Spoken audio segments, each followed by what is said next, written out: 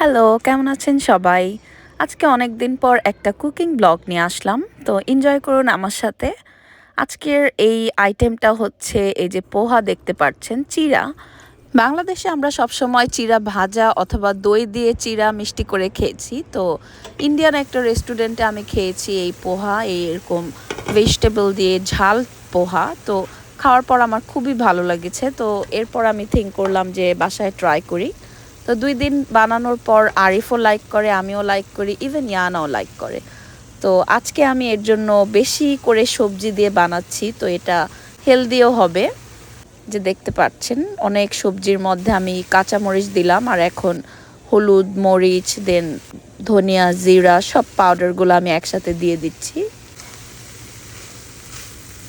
আমি এখানে সবজির মধ্যে ব্রকলি, কলিফ্লাওয়ার, ক্যারটস এগুলো নিয়েছি আর মাশরুম। এখন আমি আবার একটু জিরা ভেজে নিচ্ছি। এটা আগেই দিতে হতো, আমি ভুলে গিয়েছিলাম। তো এখন আমি হালকা একটু ভেজে আবার মিক্স করে দিচ্ছি। আমি এর আগে যখন বানিয়েছি তখন আগে জিরাটা ভেজে দেন এগুলো দিয়েছিলাম সবজিগুলা।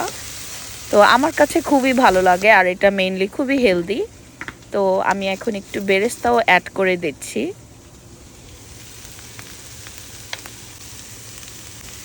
আর কালিজিরা যেহেতু অনেক হেলদি, তো কালিজিরাও আমি অল্প একটু দিয়ে দিচ্ছি। আমরাও খাবো, ইয়ানাও খাবে, তো ফ্লেভারটা ভালো লাগে। আর চিরা হচ্ছে খুবই হেলদি, অনেক ভিটামিনস আছে, আয়রন আছে, ফাইবার আছে। তো এখন যে ভিজিয়ে রেখেছিলাম চিরাটা, মনে হয় 10-15 মিনিটের মতো। তো ওইটা এখন মিক্স করে ফেলছি। দেখতেই পাচ্ছেন অলমোস্ট রেডি হয়ে গেছে। আর এখন আমি একটু ব্ল্যাক পেপার অ্যাড করে দিচ্ছি সাথে। এখন আমি এটা খাওয়ার জন্য একটু ডিম ভাজি করব। এই পোহাটা টেস্ট করতে অনেকটা হচ্ছে বাংলাদেশের যে সবজির খিচুড়ি সেটার মতোই লাগে। তো এটা হচ্ছে চালের থেকে ভালো, লো ক্যালোরি আর হাই ফাইবার। তো এর জন্য এটা খুবই হেলদি হয়।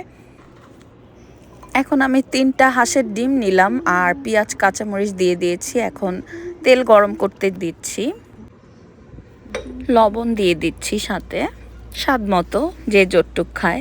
আরিফ কম লবণ খায়, তো আমি একটু কম লবণ দিয়েছি। প্রতিদিন এক টাইপের খাওয়া খেতে খেতে ভালো লাগে না, তো সামটাইমস একটু ডিফারেন্ট কিছু খেলে ভালো লাগে। আমার এই এক্সট্রা পেঁয়াজ যেটা ছিল ওটা আমি ফ্রিজে রেখে দিচ্ছি, এই পেঁয়াজের মতো একটা বক্স আমার। ডিম ভাজা আমার অলওয়েজ ফেভারিট, সারাদিন খেতে বললেও খেতে পারবো, ভাত দিয়ে হোক খালি হোক, সবভাবে ডিম আমার ফেভারিট। দুইজনের ডিম যেহেতু একসাথেই করেছি, তো আমি এই যে কেটে নিলাম আর এই যে এখন প্লেটে দিয়ে দিয়েছি। আর কোরবানির খাসির মাংস রান্না করেছিল আরিফ, তো ওইটাও অল্প একটু ছিল, এখন ওটা দিয়ে সাথে খেয়ে ফেলবো। তো এই যে আমাদের লাঞ্চ অর ডিনার যেটাই হোক, আর্লি ডিনার রেডি হয়ে গেছে। আর আরিফ অফিস থেকে এসে পড়েছে, তো এখন আমরা একসাথে খাওয়া দাওয়া করব। আজকের ভিডিও কেমন লাগলো সবাই কমেন্ট করে জানাবেন। আর আপনারা যদি ট্রাই করেন কেমন লাগলো সেটাও জানাবেন। সবাই ভালো থাকবেন। আল্লাহ হাফেজ, বাই বাই।